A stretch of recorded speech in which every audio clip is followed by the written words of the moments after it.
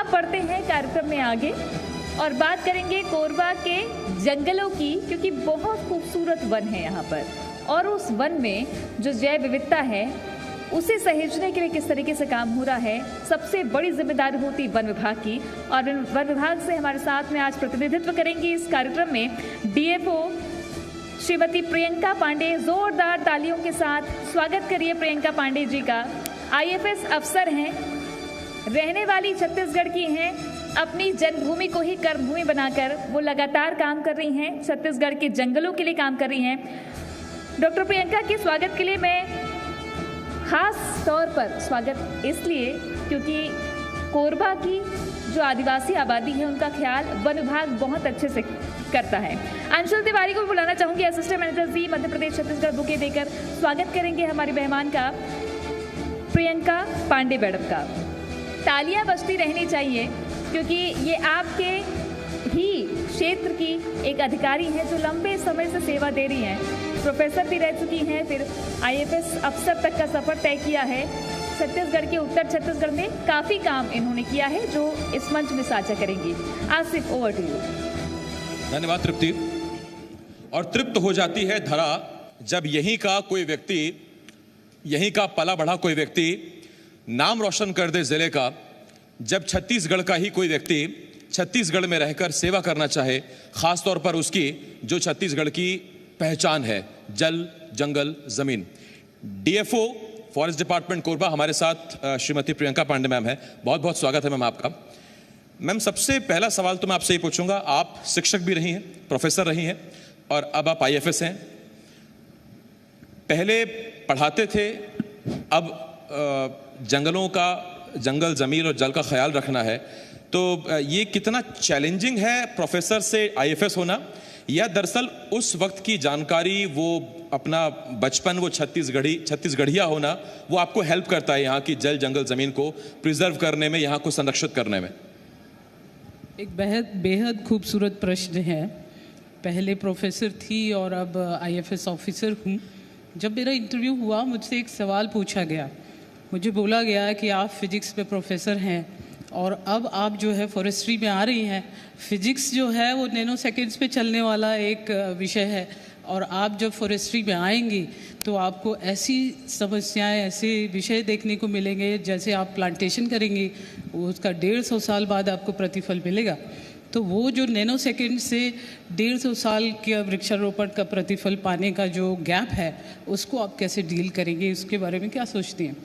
मेरा जवाब ये था कि जब कोई उस वृक्ष को काटेगा तो मुझे उसको डील करने में नैनो सेकेंड्स ही लगेंगे, मुझे 150 साल इंतज़ार नहीं करना पड़ेगा।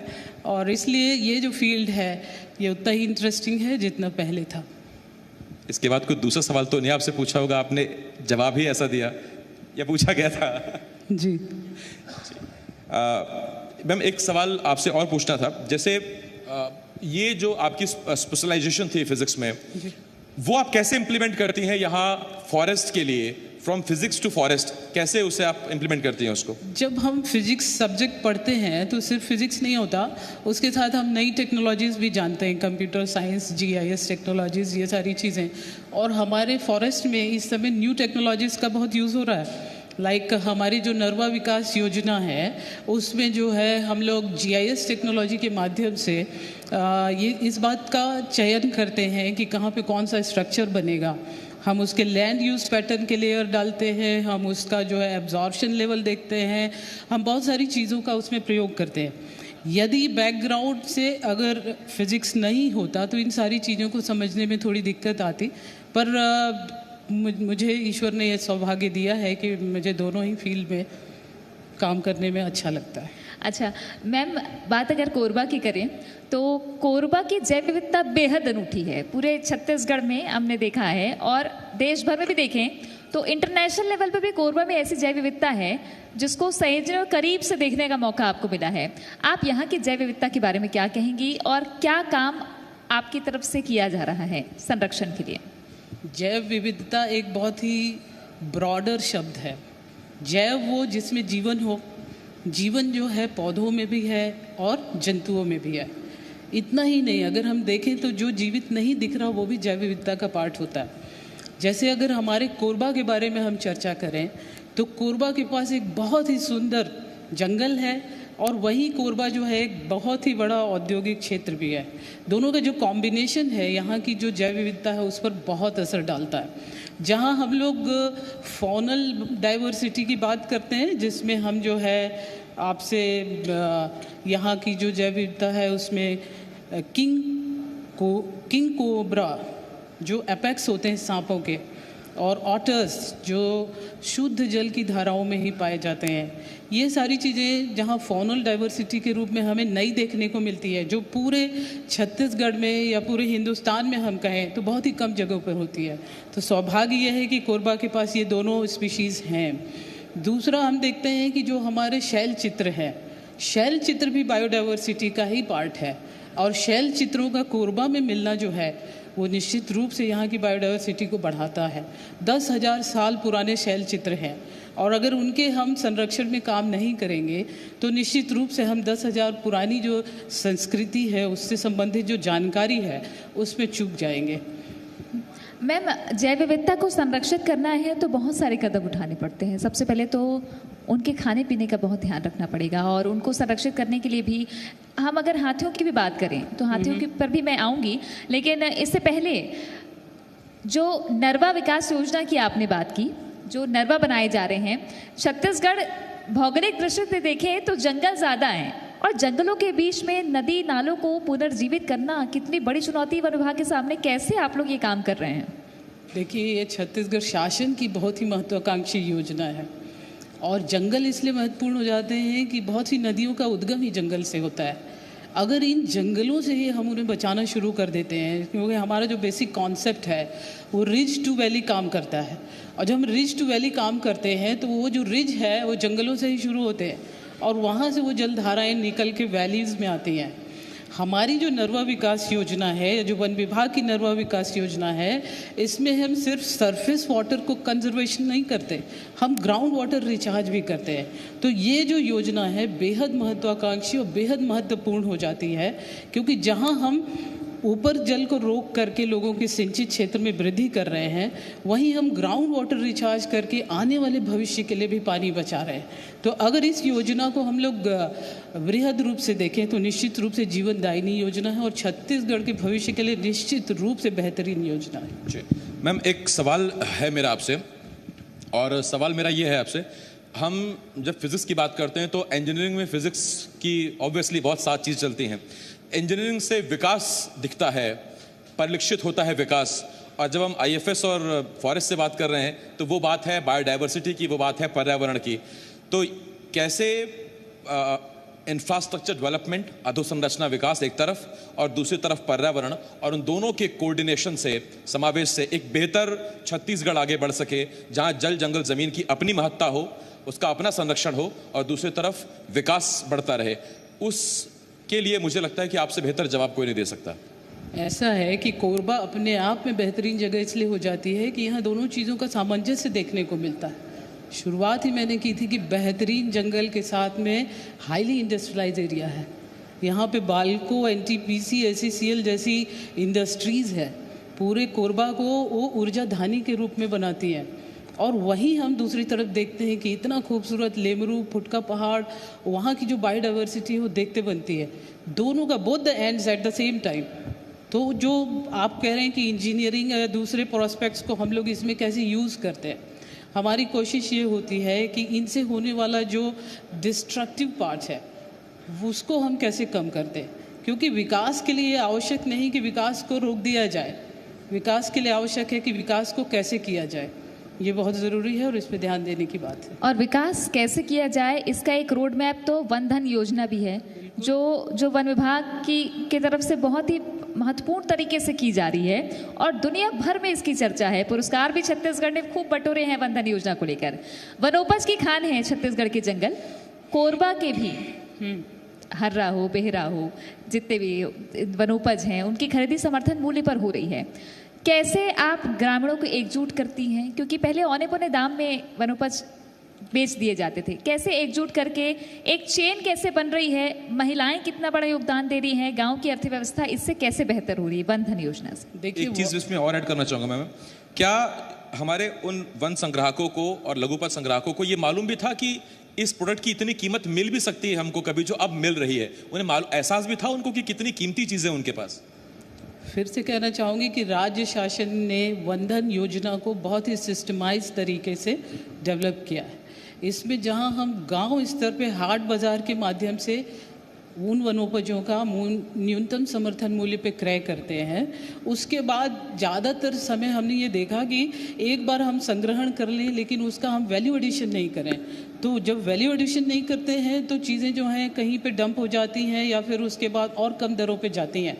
तो जो योजना हमारे विभाग ने इसको आगे बढ़ाने का कोशिश किया है, उसमें हम हाट बाजार स्तर पर क्रय करते हैं, फिर हम उसको वन धन प्रसंस्करण केंद्रों में ले जाते हैं, जहाँ पे फिर वो महिला समूह जो है उसका प्रसंस्करण करती है, फिर हम उसके मार्केटिंग के लिए उसको जो है ब्रांडिंग देते हैं।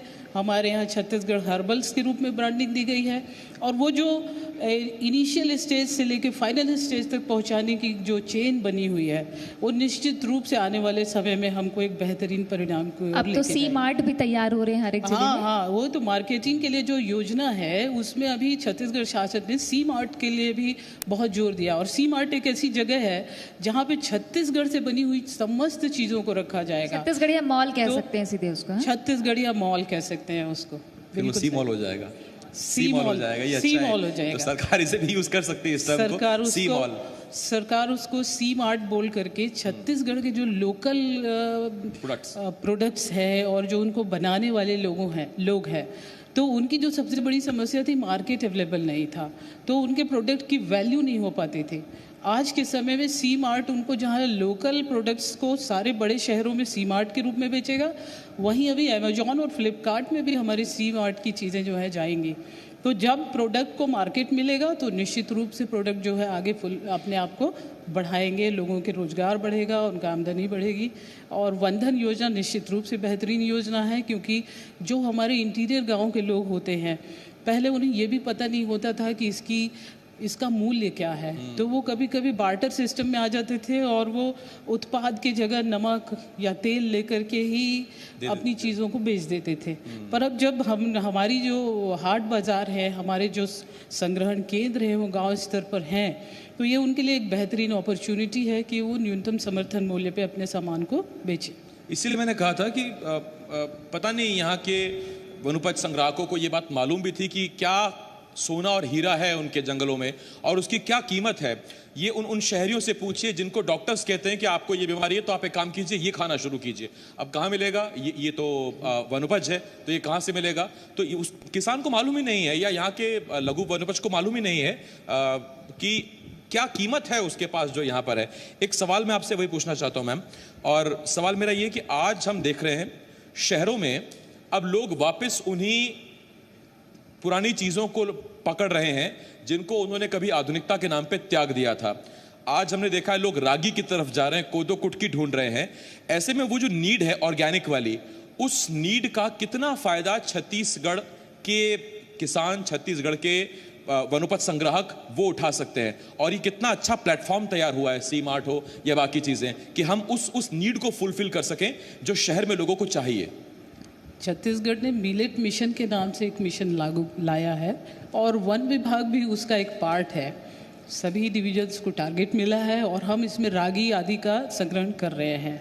और इसमें बेहतरीन बात यह है कि जो चीज़ें पहले जो हैं गांव स्तर से लोग कलेक्ट करके डायरेक्ट ले जाते थे, अब डिपार्टमेंट खुद ही रागी के केक, रागी के बिस्किट, ये सारी चीज़ें बना रहा है। तो वो जो चीज़ें दूसरे बनाते थे, अब हम उसमें वैल्यू एडिशन भी कर रहे हैं, सिर्फ संग्रहण नहीं कर रहे हैं, उसका वैल्यू एडिशन भी कर रहे हैं, और छत्तीसगढ़ हर्बल्स के नाम से हम उसको जो है बेच भी रहे हैं। तो ये जो चीज़ें थी जो पहले ग्रामीण स्तर पर संग्रहित होकर के बहुत ही कम दरों पे जाती थी, वो अब जो है समर्थन मूल्य पे जाती हैं। वैल्यू एडिशन का सीधा मतलब ये है कि आपने कच्चा माल लिया, उसका उत्पाद रागी कलेक्ट की, और रागी कलेक्ट करने के बाद सीधे रागी से बिस्किट बनाए जा रहे हैं जो पूरी दुनिया में भी जा रहे हैं, इंटरनेशनल लेवल पे भी छत्तीसगढ़ से एक्सपोर्ट हो रहा है उत्पादों का। उत्पादों को जैसे ही हम अमेजोन और फ्लिपकार्ट में डालते हैं इंटरनेशनल तो हो ही जाते हैं। हो जाता है, वो हर किसी की पहुंच में आ गया। पहुंच में आ और गया। वो सीधा, और देखिए ये कितना बदलाव हो रहा है कि एक वक्त में डॉक्टर सिद्दीकी साहब को यहाँ कोई मशीन डिलीवर कर रहा था इस इलाके को, इस प्रदेश को, ये मान के कि पता नहीं उनका वहां से प्रॉफिट निकल पाएगा, कैसे पे करेंगे। और आज यहाँ से चीजें अंतर्राष्ट्रीय स्तर पर जा रही है। तो कोरबा आगे बढ़ रहा है, छत्तीसगढ़ आगे बढ़ रहा है, छत्तीसगढ़िया विकास कर रहा है। ताली बजाइए अपने लिए, आप अपने लिए, छत्तीसगढ़ियों के लिए ताली बजाइए। एक मैम सवाल है आपसे, और अब जब वैल्यू एडिशन हो गया, सबसे पहले हमने रॉ लिया, उसको हमने प्रोसेस किया, उसको हमने वैल्यू एडिशन किया, और जब वैल्यू एडिशन हो गया तो वैल्यू ऐड हो रही है वनोपज संग्राहक की पॉकेट में भी। तो अब उसकी आर्थिक स्थिति कैसे सुधर रही है और वो कैसे आगे बढ़ रहा है? निश्चित रूप से बाजार मिलेगा तो उत्पादन बढ़ेगा, उत्पादन बढ़ेगा तो साल भर रोजगार मिलेगा, साल भर रोजगार मिलेगा तो उसका जो आम जीवन है उसमें परिवर्तन आएगा। पहले वो सीजनल बेचता था और सीजनल बेच के सीजनल कमाता था, अब जब वो कमाएगा तो उसकी डिमांड बढ़ेगी तो चीज़ें जो हैं निश्चित रूप से उसको लंबे रूप से रोजगार उपलब्ध कराएगी। एक सवाल बहुत अहम हो जाता है कोरबा के लिहाज से और पूरे उत्तर छत्तीसगढ़ के लिहाज से। मैम आपने लेमरू की बात की थी, प्राकृतिक खूबसूरती की बात से। अब आते हैं लेमरू एलिफेंट रिजर्व पर, आपके भी क्षेत्र में आता है वो। एक बड़ी समस्या है कोरबा में, हम देखते हैं आए दिन ये कहा जाता है, न्यूज़ सेंस में ये बोला जाता है कि हाथी ने हमला कर दिया या हाथी की मौत हो गई। ये हम देखते हैं और लोग आम हो चली ये बात कि हाथियों का आतंक है छत्तीसगढ़ में। आप कितना इससे इत्तेफाक रखती हैं? बहुत ज़रूरी हो जाता है ये बताना कि कैसा माहौल है। इंसान और हाथी को एक साथ रहना पड़ेगा क्योंकि बसेरा तो दोनों का एक ही है। आप इस पर थोड़ा प्रकाश डालिए, बारीकी बताइए कि कितनी चुनौती है, किसके लिए चुनौती है और कैसे निपटने के लिए आम लोगों को जागरूक होना है। हाथी जो है वो हमारा शेड्यूल 1 का जानवर है और हाथी के साथ जुड़ी हुई जो बहुत सी बातें हैं वो हमारे लिए उतनी ही महत्वपूर्ण है जितना हमारा अपना जीवन। तो जब तक किसी का स्वयं का जीवन नहीं जाता वो उसके दर्द को महसूस नहीं करता। हम इस तरफ से देखते हैं जहाँ लोगों की नज़र से देखते हैं कि उनकी जान जा रही है, हम उस तरफ से देखें जहाँ हाथी खड़ा है तो हम देखेंगे कि हाथी की भी जान जा रही है। तो जब हम देखने का साइड चेंज करते हैं तो सिक्के के दोनों पहलू अलग अलग होते हैं। आज स्थिति यह है कि अगर सिक्के के वही 2 पहलू हैं तो क्यों ना दोनों सामंजस्य में रहे। आदमी के पास दिमाग है, हाथी के पास भी दिमाग है, लेकिन आदमी जो है अगर स्वयं को हाथी से बचा कर रखे तो अपनी जान को बचा सकता है। क्योंकि एक जानवर के जो सोचने का तरीका है वो तो हमारे कंट्रोल में नहीं है, लेकिन जो इंसान के सोचने का तरीका है वो हमारे कंट्रोल में है। इसलिए मुझे इस पूरी समस्या का जो सबसे बेहतरीन हल लगता है वो ये है कि इन्फॉर्मेशन, जितनी जल्दी आपको इन्फॉर्मेशन मिलती है कि आपके इलाके में हाथी है उतनी जल्दी आपको मुस्तैदी के साथ अलर्ट हो जाना है और उससे कैसे दूर रहना है इसके बारे में प्रयास करना है। क्योंकि हाथी एक जानवर है, हाथी शाकाहारी जानवर है। हाथी स्वयं अपने भोजन के लिए किसी को नहीं मारता, लेकिन जब उसकी जान पे आती है तो फिर वो बड़े आसानी से जो है जनहानि करते हैं। छत्तीसगढ़ शासन ने जो है जनहानि के लिए अपनी योजनाओं में जो जनहानि की दर है उसको 6 लाख किया है। पहले ये 4 लाख थी, जो 6 लाख कर दिया है। हमारे यहाँ जो मकान क्षति होती हैं वो उसकी भी जो क्षतिपूर्ति है वो समय पे करने का विभाग का पूरा दायित्व है और विभाग उस पर काम करता है। मैं एक चीज़ पूछना चाहता हूँ आपसे, और मुझे लगता है कि ये बहुत लोगों के मन में सवाल होगा। देखिए हमको ये तो नहीं पता मैम, आप ही को पता होगा कि शेड्यूल 1 में कौन से जानवर आते हैं, शेड्यूल 2 में कौन जानवर आते हैं, लेकिन अगर चीज़ें शेड्यूल रहें तो बड़ी आसानी हो जाती है। तो हाथी कहीं भी चलते हैं, मदमस्त कहलाते हैं, या उनके कुछ सेट पैटर्न्स हैं, उनके कुछ टेरिटरी है जहाँ वो चलते हैं और इंसान दरअसल उनकी टेरिटरी में इन्वेजन कर रहा है, वहाँ वो इंटरफेयर कर रहा है, जो फिर वो हाथियों के रास्ते में आ जाता है। हाथी जो है वो एलिफेंट कॉरिडोर के नाम से जो रास्ता होता है उसी पे आते जाते हैं। इनकी एक प्रवृत्ति, इनका एक व्यवहार होता है कि जिस रास्ते से आएंगे जाएंगे उसी पे चलेंगे। ज़्यादातर वो नए इलाकों में प्रवेश नहीं करते। तो जब से जो है हमारे यहाँ हमने देखा है कि लोगों का जंगल में जा कर के रहवास बढ़ा है, तो हम कई जगहों पे ये देखते हैं कि जो हाथी का नेचुरल ट्रैक है हमारे गांव उसी पे है। तो यदि वहाँ पे नेचुरल ट्रैक पे गांव है तो निश्चित है कि हर वर्ष हाथी वहाँ आएगा और हर वर्ष तोड़ फोड़ करेगा। तो जब हम सरगुजा में डीएफओ थे तो हम लोगों ने एक गांव देखा था कंडराजा। कंडराजा में लगातार 3 साल हाथी आए और 3 साल उन्होंने वहाँ के गांव को तोड़ा, पटेल पारा को। पटेल पारा की शिफ्टिंग करने का निर्णय लिया गया और उस पूरे गांव को हमने जो है ऊंचाई पे शिफ्ट किया जो उनके कॉरिडोर से बाहर था। कहने का तात्पर्य ये है कि यदि मैं हाथी के कॉरिडोर में आ जाऊं और वहीं अपना रहवास बना लूं तो मेरे लिए उसके प्रति जो वल्नरेबिलिटी है, माने मेरा उससे आमना सामना का जो चांसेस है वो बहुत बढ़ जाएगा। तो अगर आपको ये पता है कि आप एलिफेंट कॉरिडोर में हैं और आपके पास ऐसी कोई व्यवस्था है जहाँ आप कहीं दूसरी जगह रह सकते हैं तो कोशिश कीजिए कि उसके कॉरिडोर को खाली कीजिए। अच्छा, ऊर्जाधानी है कोरबा, औद्योगिक विकास, औद्योगिक तीर्थ के रूप में यहाँ जाना जाता है। ऐसे में एक तरफ तो प्रदूषण भी काफ़ी है, दूसरी तरफ जंगलों को सहेजना कितनी बड़ी चुनौती है आपके सामने? प्रदूषण के अलग अलग प्रकार होते हैं और उन सभी प्रकारों पे जो सबसे कारगर होता है वो जंगल होता है। तो मैंने ये देखा है कि शुरू में बोला मैंने, it's a combination of both the ends. मेरे पास बहुत अच्छे जंगल हैं और मेरे पास बहुत बड़ा इंडस्ट्रियल साइट है। तो जो इंडस्ट्रियल साइट पे डिस्ट्रक्शंस होते हैं, अगर हमारा जो माइनिंग प्लान होता है उसमें एनुअली हमको प्लांटेशन के टारगेट होते हैं, उन टारगेट्स को हम टाइमली अगर अचीव करते हैं और सिर्फ लगा के भूलते नहीं हैं तो हम वो जो डिस्ट्रक्शन है उसको बहुत जल्दी कंट्रोल कर सकते हैं। अभी शासन की एक बहुत बेहतरीन योजना आई है जिसे हम हरियाली प्रसार योजना बोलते हैं, और पहले वाली हरियाली प्रसार योजना और अभी वाली हरियाली प्रसार योजना में बहुत ही खूबसूरत अंतर किया गया है। पहले वाली योजना जो थी वो सिर्फ निजी भूमि पे वृक्ष लगाने की योजना थी। अब अंतर ये किया है कि निजी के साथ शासकीय, अर्धशासकीय, निजी संस्थाओं की भूमि, सभी जगह हम पेड़ पौधे लगा सकते हैं। सो मेरा इस मंच से सभी से आग्रह है कि अगर कोरबा को हमें और सुंदर बनाना है, लेस पॉल्यूटेड बनाना है, तो हमको ग्रीनरी बढ़ाने की ओर ध्यान देना पड़ेगा। और मेरे अकेले से तो बढ़ेगी नहीं, इसमें आप सबके सहयोग की आवश्यकता है और आप सबको सहयोग देने के लिए मैं तैयार हूँ, इसमें कोई शक नहीं। हाँ, क्योंकि हर व्यक्ति जो है वो इसी परिवेश में रह रहा है जिसके लिए ऑक्सीजन ज़रूरी है, और ऑक्सीजन मिलेगी हरियाली से और पेड़ों से। बात मैं करती हूँ लघु वनोपज की। हमने बात कर ली, लगातार देखा गया एक बड़ी समस्या होती है जंगलों के बीच में जब जैव विविधता बहुत शानदार है हो और जीव जंतु हो, तो हालांकि आप और भी जगहों पे डीएफओ रही हैं, तस्करों की एक बड़ी समस्या होती है। तो जंगल में शेरनी तो एक ही होनी चाहिए, तो आप किस तरीके से काम करती हैं और डर कैसे पैदा होता है ताकि जो जीव जंतु हैं वो बढ़िया रहें? इसमें एक चीज़ मैम, अभी एक नई फिल्म आई है पुष्पा भाऊ, तो पुष्पा भाऊ झुकेगा नहीं वो सब, लेकिन तो आप एक तरफ कह रहे हैं कि हमको जंगल बढ़ाने हैं, हमको जन सहयोग चाहिए, तो कुछ पुष्पा भाऊ यहाँ कोरबा छत्तीसगढ़ में सक्रिय तो नहीं है? मतलब आपको जानकारी है उस मामले में? देखिए क्या है कि जब चोरी की बात आती है और जब ऐसी बात आती है कि आपका खजाना भी खुला है, तो आप उस चोर की मंशा को कैसे बदल सकते हैं जबकि इस चोर स्वयं न बदलना चाहे? तो वो है, वो अपना काम करेगा और हम अपना काम करेंगे। तो ये तो पैरेलल है, चलते रहेगा। आप पूरी तरह से बोल नहीं सकते कि ख़त्म हो गया, आप पूरी तरह से बोल नहीं सकते कि वही हम पे हावी है। हावी नहीं है, लेकिन कंट्रोल करने की कोशिश, शिकायतें तो आती हैं, निश्चित रूप से शिकायतें आती हैं। हम कंट्रोल करते हैं, हम सर्च करते हैं, उनके घरों में जाके लकड़ियां निकालते हैं, हम उनकी गाड़ियां राजसात करते हैं। हमारे यहाँ जो है एक दिन जो है पूरा स्टाफ रात्रि गश्ती में रहता है।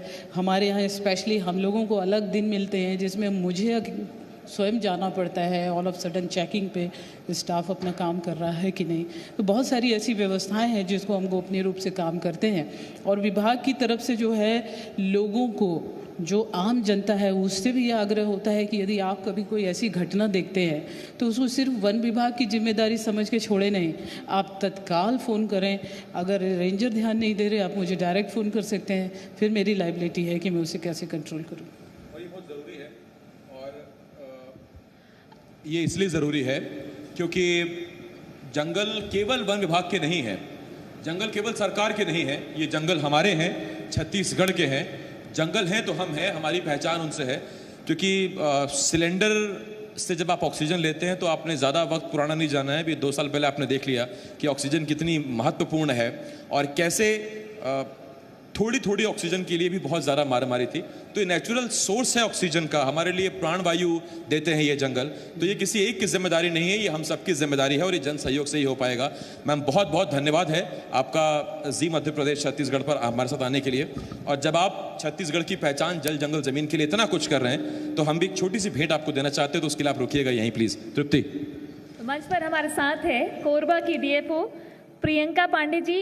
बहुत खूबसूरती थे, बहुत ही सधे हुए तरीके से उन्होंने हर एक जवाब दिया। हर एक समस्या जो कोरबा की है, जो छत्तीसगढ़ को कनेक्ट करती है, उसका कितना अच्छा हल हो सकता है और जागरूकता कैसे हो सकती है, ये बताया उन्होंने। अब सम्मान की बारी है। सम्मान के लिए मैं बुलाना चाहूंगी श्याम बिहारी शर्मा जी को, सीनियर मैनेजर सेल्स जी मध्य प्रदेश छत्तीसगढ़ के। मोमेंटो देकर स्वागत करेंगे, सम्मान करेंगे हमारे गेस्ट प्रियंका पांडे जी का। जोरदार तालियां बजती रहनी चाहिए, क्योंकि छत्तीसगढ़ में पली बढ़ी, छत्तीसगढ़ में जन्मी एक आईएफएस अधिकारी जिन्होंने एक मुकाम हासिल किया और छत्तीसगढ़ के जंगलों को सहेजने के लिए काम कर रही है। बहुत बारीकी से जानकारियां वो लेती हैं और जो हाथी की समस्या है उस पर कितनी अच्छी जानकारी उन्होंने दी है। हाथी